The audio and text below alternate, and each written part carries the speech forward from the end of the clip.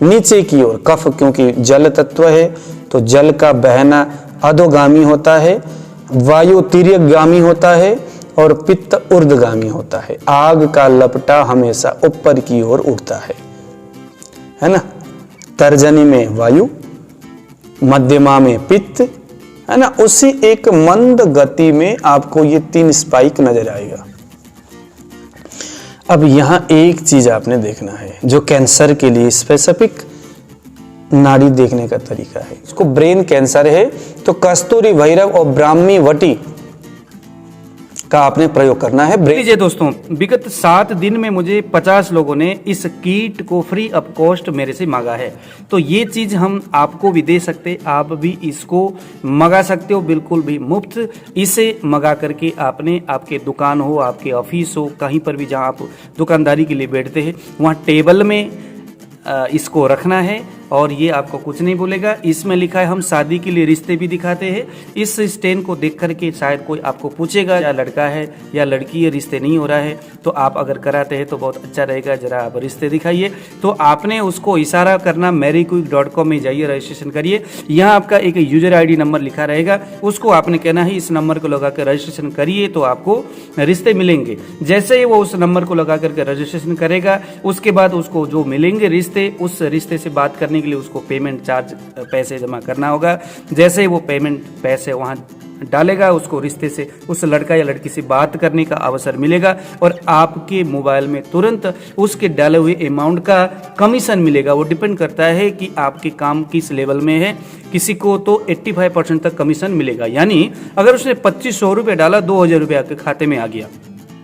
यानी कि यूं लगा लो कि वो आदमी आपके यहाँ पर 20 रुपए का चीनी खरीदने के लिए आया था और आपको वो इनडायरेक्ट 2000 रुपये पैसे कम से कम दे करके बाद में चला जाता है। बिल्कुल जेन्युइन सिस्टम है ये, बिल्कुल ये फ्रेंचाइज मॉडल में हम लोग इसको लेके आ रहे हैं। अधिक जानकारी के लिए www.maryquick.com में जाकर के आप जानकारी प्राप्त कर सकते हैं। मेरे से 8699175212 इस नंबर में भी आप फोन करके संपर्क कर सकते हैं। इस किट को मंगाने के लिए आप बात कर सकते हैं। नमस्कार दोस्तों, मैं हूं पंडित द्रोणाचार्य शास्त्री और आप देख रहे हैं मेरा अपना YouTube चैनल धर्म संदेश। एक भाई साहब ने मुझे कैंसर के विषय में, क्योंकि इससे पहले मैंने एक वीडियो बनाया था, तो उन्होंने कहा कि सर कैंसर रोगियों के नाड़ी परीक्षण कैसे किया जाए।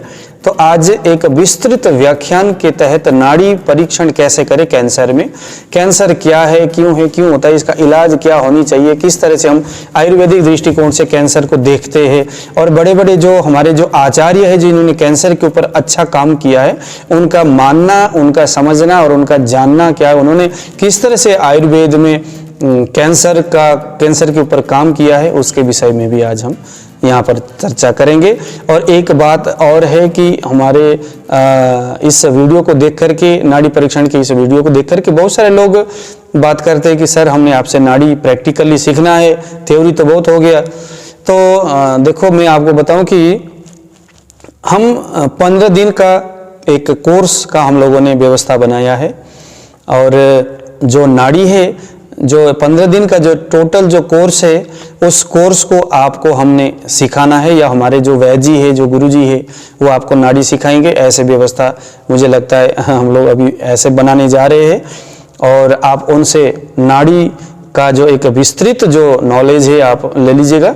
उसके बाद हमने अपने गुरुजी से नाड़ी जो सीखा है ना, एक देखो एक स्पेसिफिक एक ट्रिक होता है। एक तो हमने नाड़ी को सीख लिया एक गुरुजी से, एक टीचर से हमने नाड़ी को सीखा या कोई भी नॉलेज देखा या सीखा।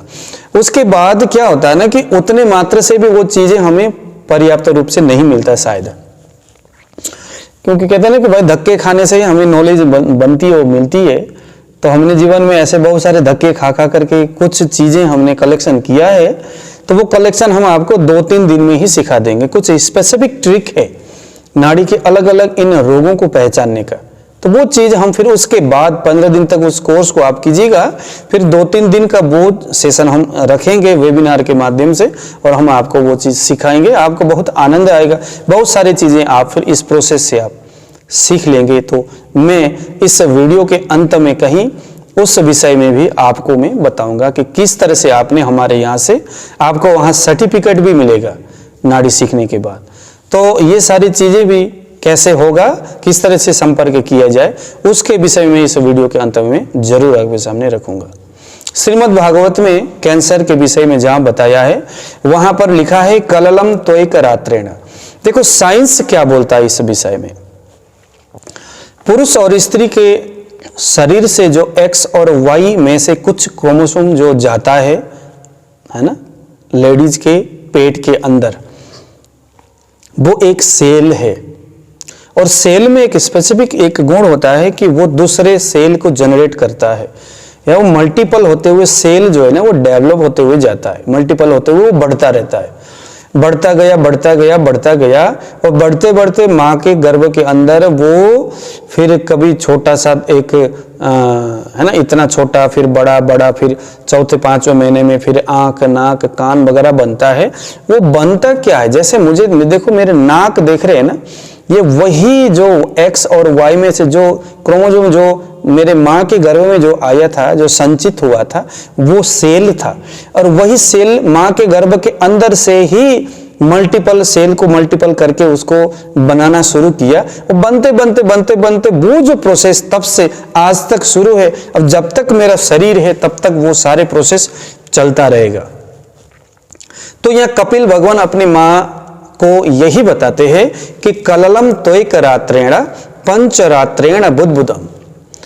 पहले रात में जो माता और पिता के संयोग जो हुआ, शारीरिक संबंध हुआ, वहां से पिता के शरीर से जो वीर्य निकला, माँ के शरीर से जो रज निकला, यानी जिसे आयुर्वेद में आर्तव बोला है, ये दोनों के अंदर जो क्रोमोसोम था वो सेल माँ के शरीर में बैठा।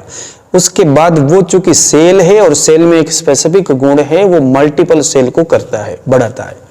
तो बढ़ते बढ़ते वहां से, तो यहां क्या बोला, कललम त्वयिक रात्रेण। पहले रात जो था उसे इन्होंने कललम कहा। साइंस के लोग इसे सेल कह करके जानते हैं। दोनों में एक ही बात है।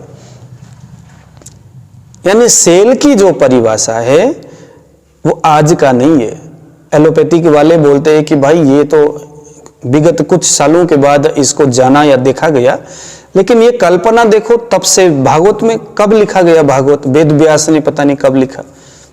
तो कललम त्वयिक रात्रेण, पहले रात में कलल बना, और पंच रात्रेण बुद्बुदम, वही वीर्य यानी वही सेल माँ के गर्भ के अंदर मल्टीपल होते हुए, जैसे समुद्र में पानी के किनारे देखना सफेद सफेद सा एक फीज बनता है वहां पर, है ना, तो कुछ वैसा है ना। बुद्बुदम शब्द यहां पर प्रयोग किया है भागवत में।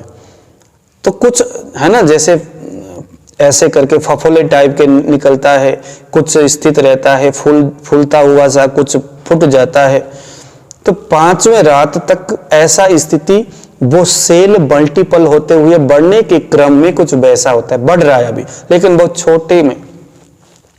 दशा है न तो करकंदु, भागवत में लिखा है, और यही साइंटिस्ट वाले भी, डॉक्टर भी यही बोलते कि 10वें दिन में वह सेल माँ के गर्भ के अंदर वैसा ही जैसे एक बेर का छोटा सा दाना जितना बड़ा होता है, उतना ही माँ के गर्भ में वो सेल मल्टीपल होते हुए बन जाता है। और यहां से तो फिर बस वही है कि चौथे और पांचवें में जैसे भागवत में लिखा हुआ है कि मासे न तो शिरो द्वाभ्यम बाहु अंग्री अद्यंग विग्रहम, और नख लोमास्ति चर्माणी लिंग छिद्रो भवस्त्रिवी चतुर्भिर धातव सप्तः। 7 धातुओं का निर्माण उसी सेल मल्टीपल होते हुए चौथे महीने में मां के गर्भ में होता है। और पंचवी क्षुत्रिड भयम, क्षुत यानी भूख, त्रिड यानी प्यास। तो 5वें महीने में वही एक छोटा सा सेल भूख और प्यास का रूप ले लेता है, उसके अंदर ऐसा भाव उत्पन्न कर देता है। यही सेल मल्टीपल होते हुए देखो, मैं बन गया, आप बन गए, सारा दुनिया के पुरुष, इवन की जितने भी जो प्राणधारी जितने भी थे, जबकि इतना कहूं कि जड़ चेतन स्थावर और जंगम ये सभी में यही सेल का मल्टीपल होने का परिणाम है। लेकिन अब कैंसर कहां हुआ, भागवत क्या बोलता है कि देखो, कृमि भी क्षत सर्वांग शौकुमारियात प्रतिक्षणं मूर्छा मापनो तुरुक्लेशा स्तत्रत्यक्षोदितेर्मुहु कटु तीक्ष्णोष्ण लवड़ रोक्षाम लाधि वीरुलवड़ै मातृभुक्तैरुपस्पृष्ट सर्वांगोत्थित वेदना। एक तो माँ ने गर्भ के अंदर रहते हुए बच्चा गर्भ के अंदर डेवलप मल्टीपल हो रहा है उसके शरीर में, यानी मैं जो बढ़ रहा हूं ना, ये मैं नहीं बढ़ रहा हूं, ये वही जो सेल था ना माँ के गर्भ में, जो वहां से मल्टीपल हो रहा था, वही अभी भी मल्टीपल हो रहा है। और वो जब मल्टीपल होगा तो वो बढ़ेगा। अब बढ़ेगा तो मेरा शरीर भी लंबा होगा या मोटा होगा या कुछ भी होगा, वही सेल मल्टीपल होने का परिणाम स्वरूप है। अब यहां दिक्कत कहां आती है कि देखो, माँ के गर्भ के अंदर माँ कुछ चटपटी चीजें खा रही है, उल्टे पुल्टे चीजें खा रही है, तो खाने के परिणाम स्वरूप उस सेल में, उस सेल के मल्टीपल होने की जो प्रोसेस है, वहां कहीं ना कहीं अवरोध पैदा होगा। या मैं जो मेरा जन्म हुआ उसके बाद मैंने जो कुछ ऐसा किया, अब यहां पर भी प्रारब्ध जनित कैंसर भी हम कह सकते हैं कि भाई पूर्व जन्म में कुछ ऐसा हुआ, क्योंकि यहां सबसे पहले कर्मणा दैव नेत्रेणा जंतुर देहोपपत्तये के करके सबसे पहले यहां पर कैंसर की इस प्रारंभिक अवस्था में बताया गया। स्त्रिया प्रविष्ट उदरम पुंसो रेत कणाश्रय। मां के शरीर में जो आपका उस सेल के माध्यम से जो प्रवेश हुआ ना, वो ऐसे नहीं हुआ। कैसे हुआ? कर्मणा दैव नेत्रेणा, आपके पूर्व जन्मों के कुछ कर्मों को देख करके भगवान को या तो दया आया, या तो आपके कर्मों के आधार पर यह डिसाइड होना था कि आपने मां के गर्भ के अंदर आना ही था। ऐसा कुछ पहले से ही डिसाइड हुआ था।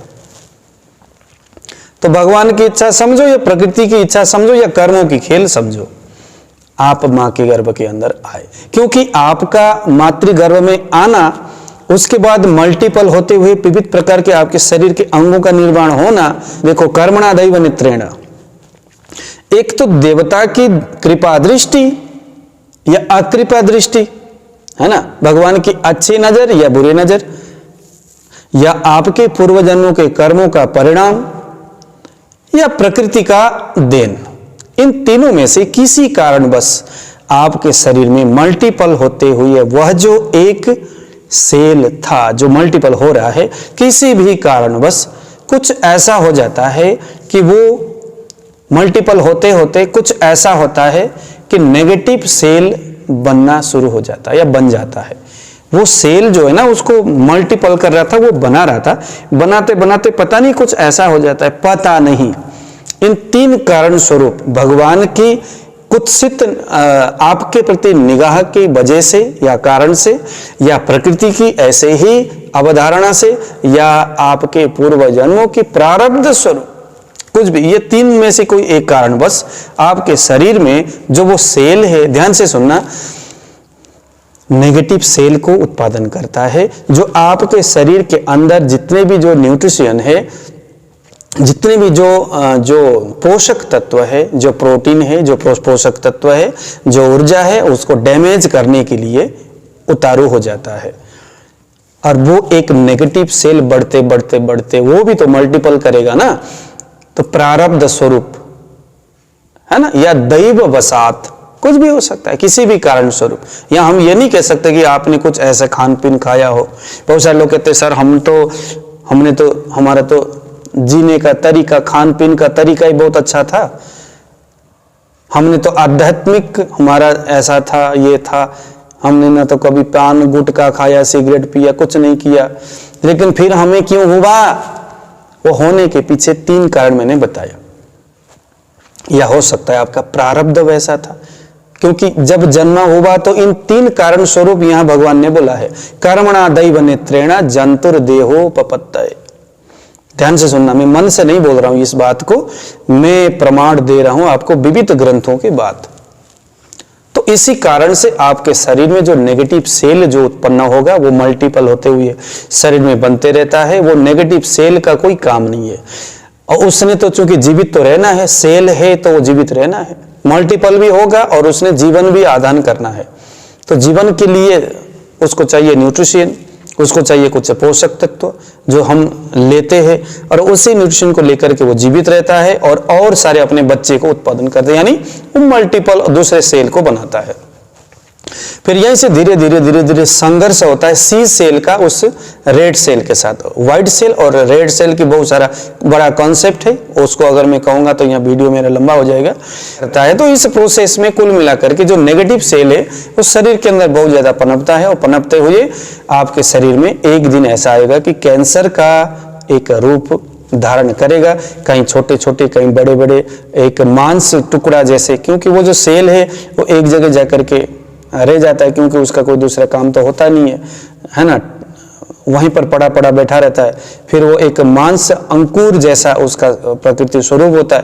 तो ऐसा करके यहां से फिर कैंसर का, अगर उस सेल रस धातु से पोषित है तो रस धातु को विकृत करेगा, रक्त धातु से पोषित ज्यादा है वो सेल, रक्त धातु के उन पोषक तत्वों को खाते हुए वो बड़ा है तो वो रक्त धातु को, है ना, फिर वो ब्लड कैंसर करेगा।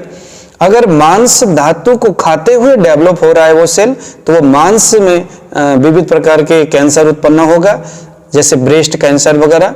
मेद में तो मेद होगा। ऐसे करके वो जिस धातु के पोषक तत्व को खा करके जीवित रहता है वो उसी धातु के अंदर विकृति पैदा करेगा और कैंसर पैदा करेगा।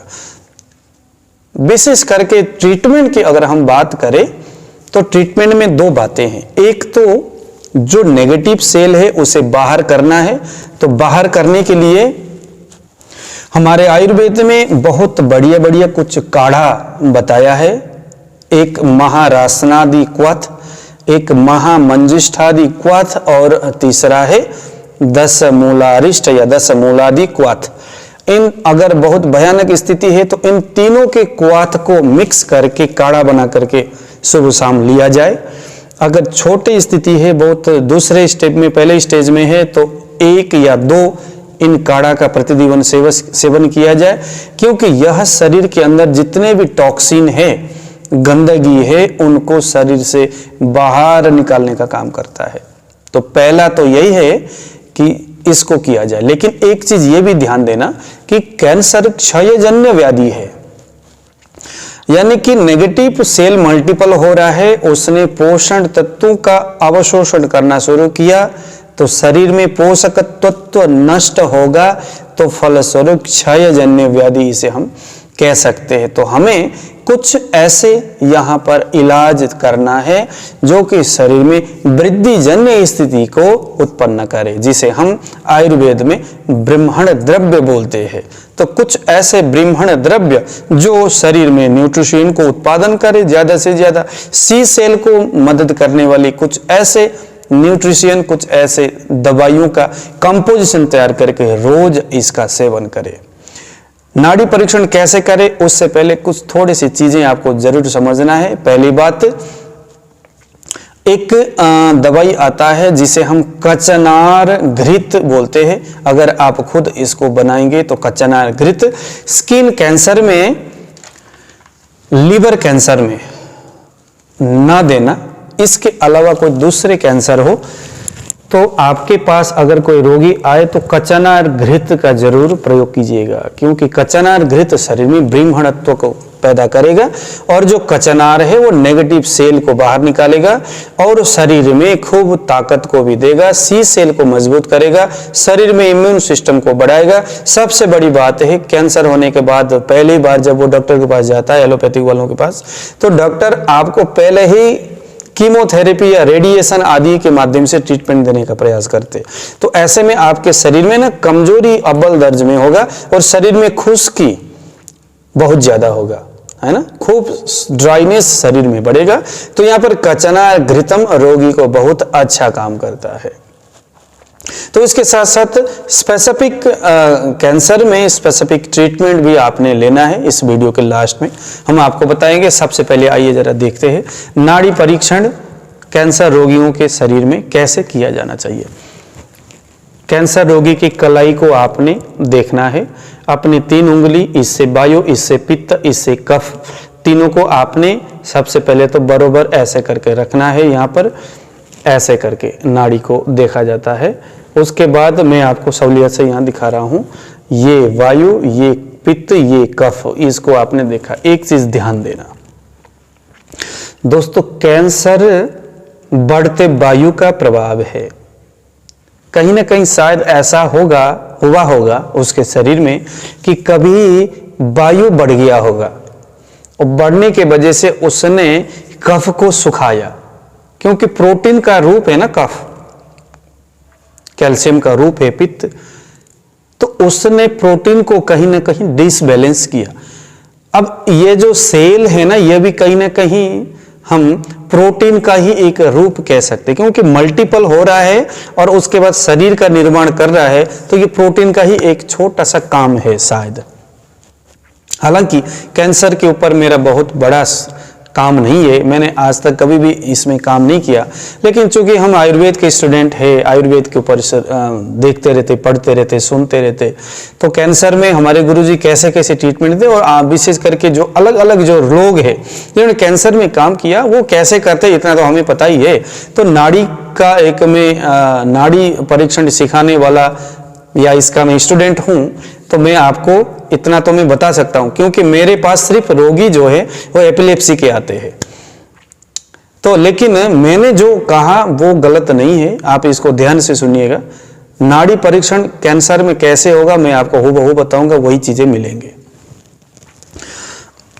ये है वायु का स्थानीय। मैंने नाड़ी जो इससे पहले वीडियो में बताया था, वायु यानी कि आपके वस्ती स्थान से, नाभि से नीचे अगर कहीं कैंसर का जो सेल है ज्यादा मल्टीपल होकर के वहां है, तो आपको तर्जनी उंगली से पता चलेगा। नाभि और चेस्ट के बीच में कैंसर का सिम्टम्स है तो आपको मध्यमा मिडिल फिंगर से पता चलेगा। अगर आपको चेस्ट से, हृदय से लेकर के शिखा के बीच में कहीं कैंसर है तो ये आपको अनामिका यानी कि रिंग फिंगर से पता चलेगा।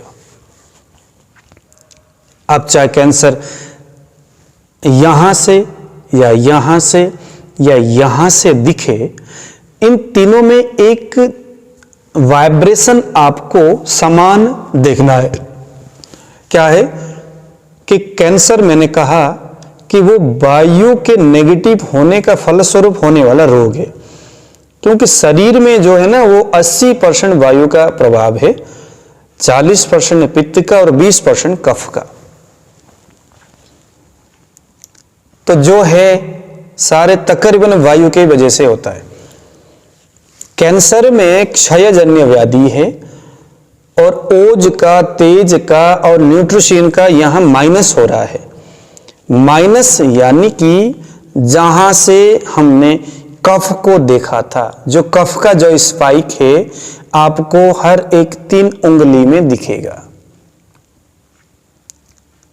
जो हंस गति, हंसवत जो गति है, हंसवत गति कैसा है, जैसे पानी के अंदर हंस चलता है और ऊपर कोई है ना, समझ में आया ना आपको। तो मैंने इससे पहले वीडियो में बताया था, खैर जाकर के देख लेना हंस गति हमने कैसे देखना है। तो यह हंस गति हमें इन 3 में से कहीं भी दिख सकता है, ठीक है, हंस गति ही दिखेगा। अब उस हंस गति में आपने डीपली अंदर ध्यान से देखना है, तो वायु का स्पेसिफिक जो स्पाइक है वो आपको यहां दिखेगा हंस के साथ, यानी कि मंद चाल में रहेगा। वायु का वैसे चंचल है, ये वायु जो है वायु का ऐसा ऐसा गति मैंने आपको पहले बताया था, इस तरह से वायु स्पाइक करता है सर्प के समान। और ये जो है पित्त का स्पाइक है, ऊपर की ओर उछाल मारेगा लेकिन बहुत तीव्र गति से नहीं, ठीक है ना। और जो है कफ का, ये वाला कफ का ये नीचे की ओर, कफ क्योंकि जल तत्व है तो जल का बहना अधोगामी होता है, वायु तिर्यकगामी होता है और पित्त ऊर्ध्वगामी होता है। आग का लपटा हमेशा ऊपर की ओर उठता है, ठीक है।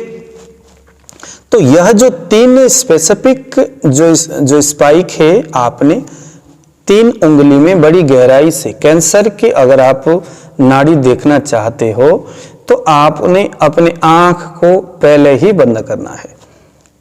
बड़ी शांति से, धीरज से आपने नाड़ी देखना है, क्योंकि गति तो आपको तीनों में मयूर के समान दिखेगा, लेकिन उस मयूर के उस हंस के गति में आपने इस चीज को देखना है ना। तर्जनी में वायु, मध्यमा में पित्त, है ना, उसी एक मंद गति में आपको ये 3 स्पाइक नजर आएगा। अब यहां एक चीज आपने देखना है जो कैंसर के लिए स्पेसिफिक नाड़ी देखने का तरीका है।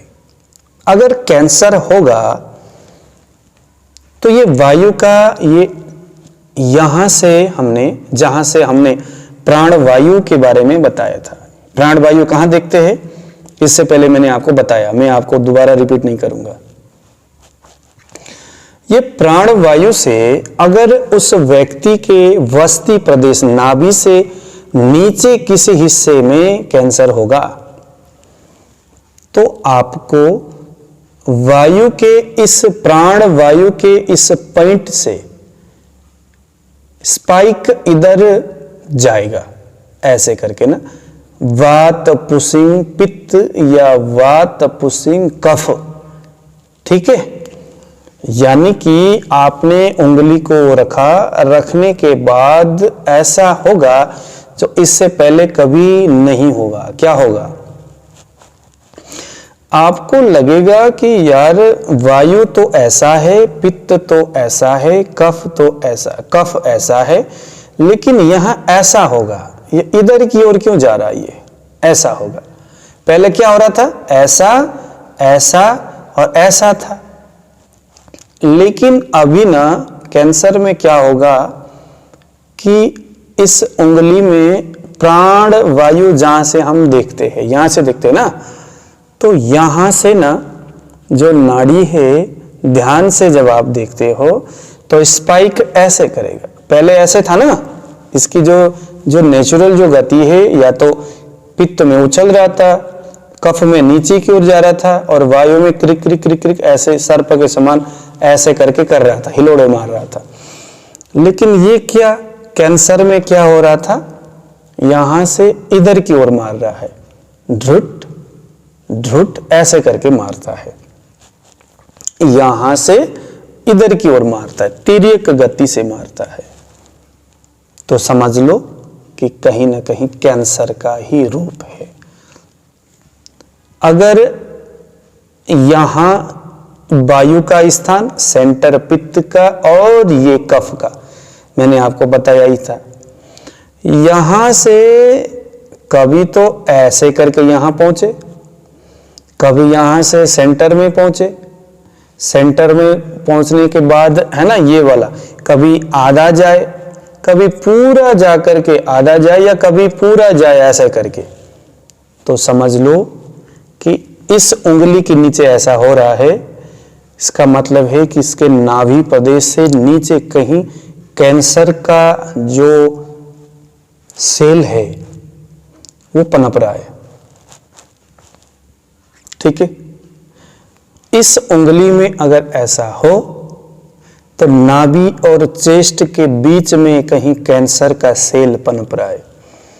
इस उंगली के नीचे ऐसा हो, इस उंगली में, इसका मतलब है कि कैंसर का सेल इसकी चेस्ट में कहीं, लंग कैंसर हो सकता है, ब्रेन कैंसर हो सकता है ना, और जीभ का कैंसर, और क्या क्या कैंसर होता है ना, गले का कैंसर, ये सारे कैंसर आपको इसमें दिखेगा।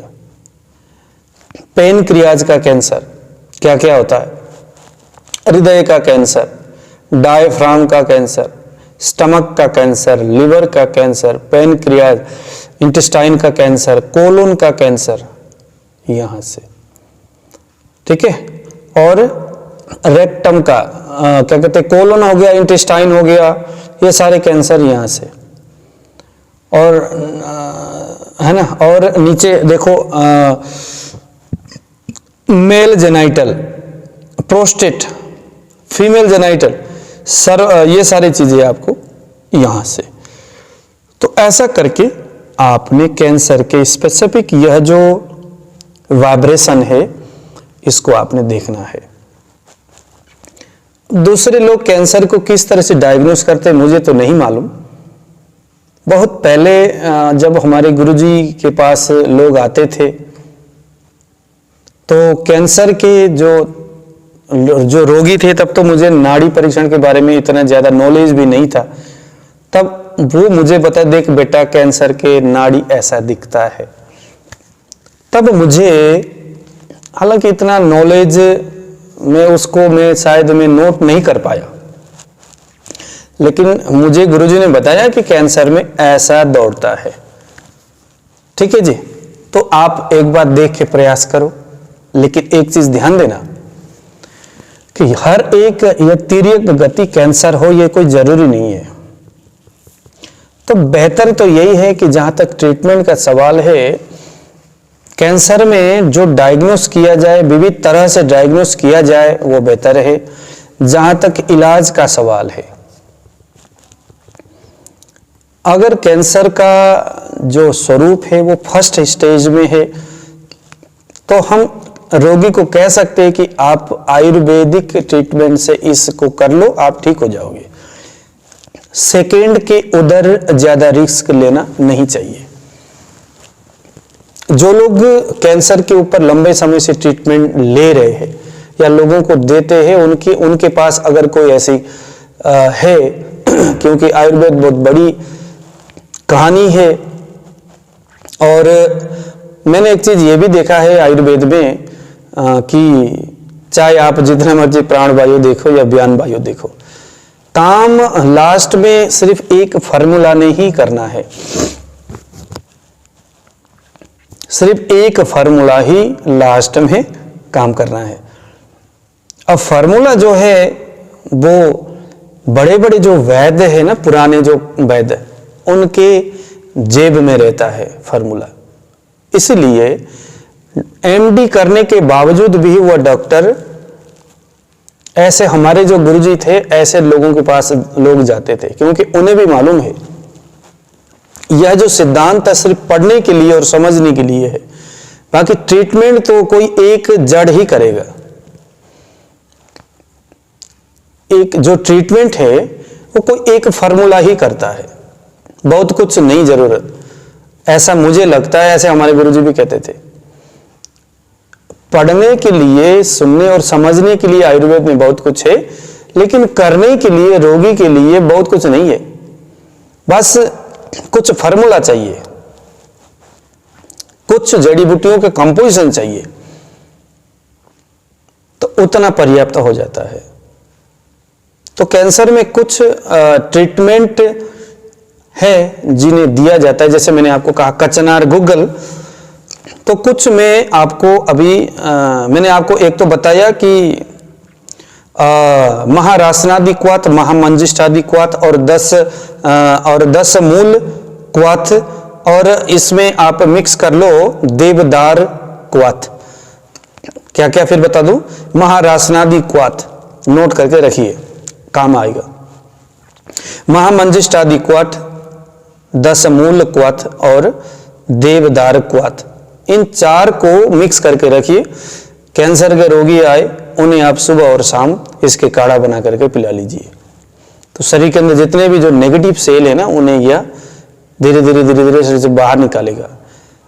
अब रोगी को सबसे पहले कीमो करने से पहले कुछ ऐसा ट्रीटमेंट दीजिए उसको पंचकर्म के तहत, जिससे कि इसके शरीर में कुछ ब्रह्मणत्व द्रव्य आदान हो जाए। कीमो करने के बाद उसकी जो नेगेटिव सेल तो जल जाए, लेकिन पॉजिटिव सेल बहुत जल्दी डेवलप हो। तो उसके बाद में जब नेगेटिव सेल जब अपने निश्चित लेवल से जब वो बढ़ेगा, तो तुरंत आपने जो सी सेल को, क्योंकि जो न्यूट्रिशन जो आप देते हो ना, वो सी सेल को, यानी कि जो अच्छे सेल है ना, वो उससे बहुत जल्दी बढ़ता है। नेगेटिव सेल बाद में जब वो बनेगा धीरे धीरे, उसके बाद तो फिर तो बहुत जल्दी जल्दी बढ़ता है वो। लेकिन पहले जब शुरुआत में नेगेटिव सेल बड़े धीमी धीमी गति से वो बढ़ता है, ऐसा हमारे गुरुजी कहते थे।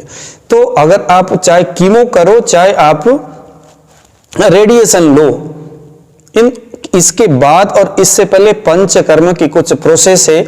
एक तो मात्रा बस्ती है, और ऐसे ही कुछ दवाई है शरीर में स्नेहन को उत्पन्न करने वाले, उसे आप जरूर लो। अगर आपके आसपास में कोई कैंसर के रोगी है तो आप 8699175212 इस नंबर में आप मुझे मैसेज कीजिएगा।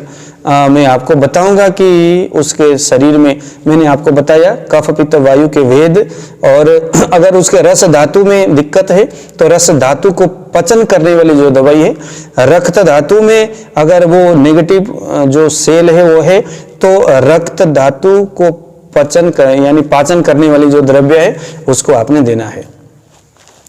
इसके साथ साथ मैंने एक आयुर्वेद के बहुत बड़े धुरंधर एक विद्वान के कुछ लेक्चर को मैंने सुना, और उनके उस लेक्चर से मैंने कुछ चीज मैंने नोट किया है, मैं आपको सुना रहा हूं, नोट करके रखिए। अगर मान लीजिए ब्रेन कैंसर है किसी को, और ऊपर की आपने कचनार, गुग्गल, वरुणादि, क्वाथ और भल्ला तक इन 3 दवाइयों की कंपोजिशन आपने तैयार करके आपने रोगी को दिया, ठीक है ना। अब देते हुए उसके साथ साथ में अगर उसको ब्रेन कैंसर है तो कस्तूरी भैरव और ब्राह्मी वटी का आपने प्रयोग करना है। ब्रेन कैंसर है तो, अगर आंख में कैंसर है तो पहले के वो प्रोसेस कचनार घृतम हो गया, और जो मैंने आपको महारासनादि क्वाथ, महामंजिष्टादि क्वाथ, 10 मूल क्वाथ और देवदार क्वाथ, तो रोज जो आप दे रहे हो, उसके साथ साथ कीमो और रेडिएशन देने से पहले आपने जो पंचकर्म किया,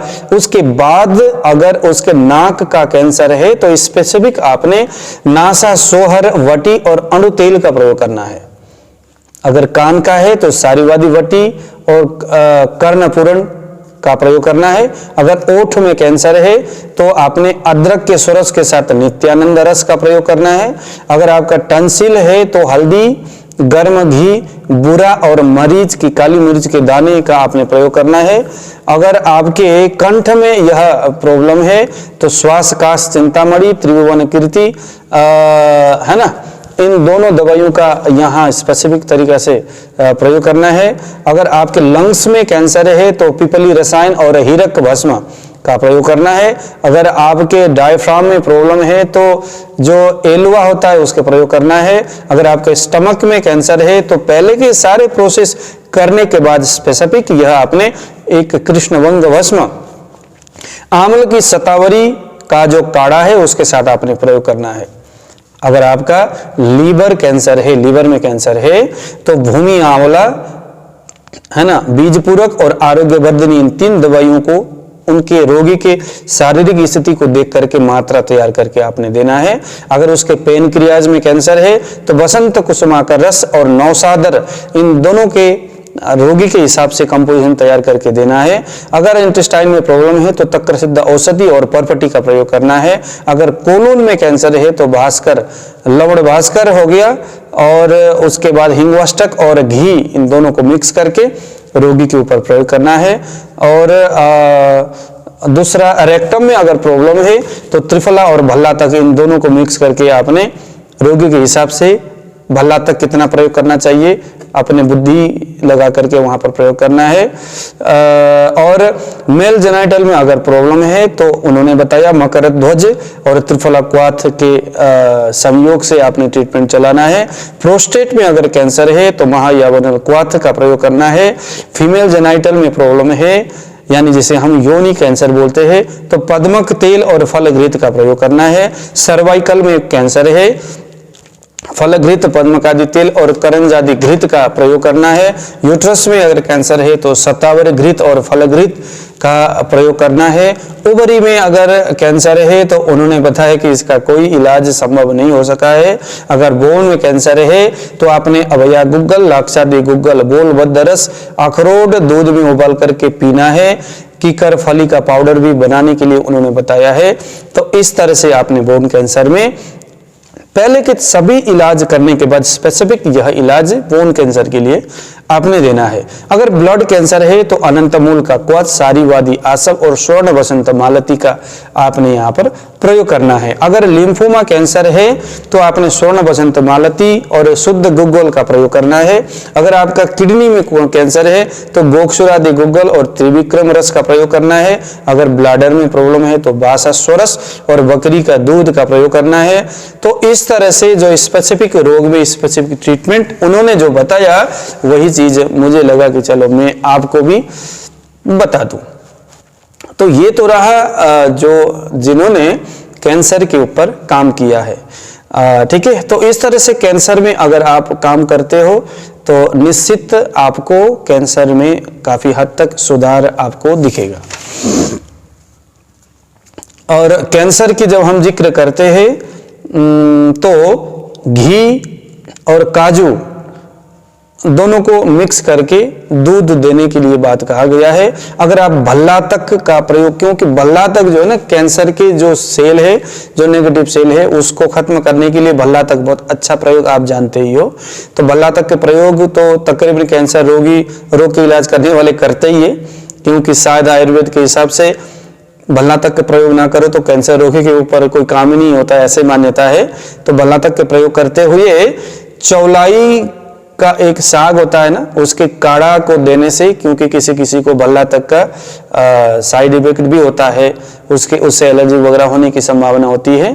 तो बताया जाता है कि चौलाई का जो साग है उस साग के सूप बना करके अगर आप रोज लेते हो तो आपको जो भल्लातक का जो साइड इफेक्ट होने का संभावना ना के बराबर बन जाता है। तो यहाँ पर प्रारंभिक रूप से ही कांचनादि गुग्गल, वरुणादि क्वाथ और भल्लातक, शुद्ध भल्लातक एक दक्षिण भारत में बहुत प्रसिद्ध प्रयोग है भल्लातक परपटी के करके। तो भल्लातक परपटी भी अगर आपको मिलती है बाजार में तो उसका भी प्रयोग आप यहाँ पर इस भल्लातक के जगह में भल्लातक परपटी, वरुणादि क्वाथ और काचनार गुग्गल ये आप हर रोगी में आप दे सकते हैं। तो इस तरह से दोस्तों कैंसर का इलाज है। तो आज का वीडियो का सारांश है कि आपने जो कैंसर की जो नाड़ी है उसमें ऐसे करके फ्लैट चलता है।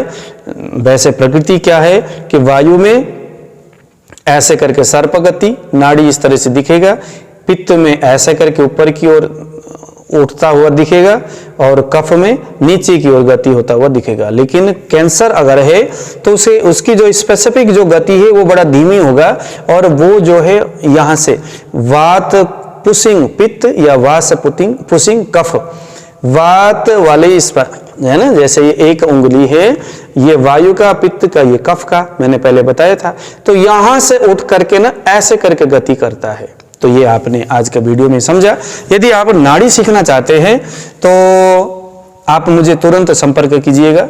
हम आपके लिए एक सेशन, एक वेबिनार का या एक सेशन का हम सिस्टम बनाते हैं जहां पर हम 15-15 लोगों को अलग अलग बेंच में बैठा करके हम उन्हें नाड़ी सिखाने के लिए एक वातावरण जनरेट करेंगे। कि मुझे बहुत सारे लोग कहते हैं आप मुझे नाड़ी सिखाइए, लेकिन मेरे पास उतना टाइम होता नहीं मेरे भाई बहनों, क्योंकि मैं जो है ना हम लोगों ने एक मैरिज ब्यूरो का काम भी शुरू किया हुआ है। वो मैंने बना तो दिया, यहाँ आसपास लोगों ने कहा कि सर मैरिज ब्यूरो क्योंकि बच्चों के रिश्ते वगैरह होने में दिक्कत है, तो मैरिज ब्यूरो जैसे शादी.com, जीवनसाथी.com के बेस में हमने एक सिस्टम तो बनाया, लेकिन अब हमारे पसीने निकल रहा है। हालांकि काम करने से तो हो ही जाता है, लोगों की सेवा है। आप भी अगर इस सिस्टम में जुड़ना चाहे तो मस्ट वेलकम। आपकी दुकान है, कोई भी ऑफिस है, वहां आपको हम एक स्टेन देंगे, उसको आपने वहां पर रखना है और उसको देख करके कोई भी अगर आपको पूछता है, एक समाज सेवा का काम है, इससे आपको भी थोड़ी बहुत बेनिफिट भी मिल जाता है। अगर आप कमाई करना चाहे तो वहां से आपको पता है कि अच्छा कमाई होता है। जो आपके पास जो लड़का है ना या लड़की है, उसको रिश्ता, उसका प्रोफाइल बनाने का, रिश्ता दिखाने का सब कुछ काम हमारा ये सिस्टम करेगा। आपने तो बस उनको एक रास्ता, एक मतलब कि एक जरिया दिखाना है कि भाई मेरे क्विक में जाओ और जाकर के अपना रजिस्ट्रेशन कर लो, वहां आपको अपने हिसाब का एक बढ़िया रिश्ता मिलेगा। तो हम इसी मकसद के साथ यहाँ काम कर रहे, तो बस लगे हुए ऐसे कि मैं फिर आपको टाइम नहीं दे पाऊंगा और आपको शायद गुस्सा भी आता होगा। इसीलिए मैंने एक योग्य टीचर जो नाड़ी को और मर्म को सिखाना जानता है और लंबे समय से, क्योंकि वो मास्टर है इस चीज का, वो प्रिंसिपल वो प्रोफेसर है आयुर्वेद के, तो चलो मैं क्यों ना फिर आपको मैं उन्हीं के पास भेज दूं, वो आपको ऑनलाइन के माध्यम से सिखा देंगे। 15 दिन का कोर्स होता है, और अगर आप मेरे से कुछ सीखना चाहें तो 2-3 दिन का जो स्पेसिफिक नाड़ी का जो नॉलेज है, जो नाड़ी देखने का, अलग अलग रोग में कैसे नाड़ी देखा जाए, सभी चीज़ तो शायद वीडियो के माध्यम से संभव नहीं होगा। तो वो चीज़ हम आपको फिर बाद में उनसे सीखने के बाद अगर आप मुझे कहोगे तो मैं आपको फिर फ्री में वो सारी चीज़ें सिखा दूंगा। ठीक है, तो आज दीजिए मुझे विदा। जय श्री राम।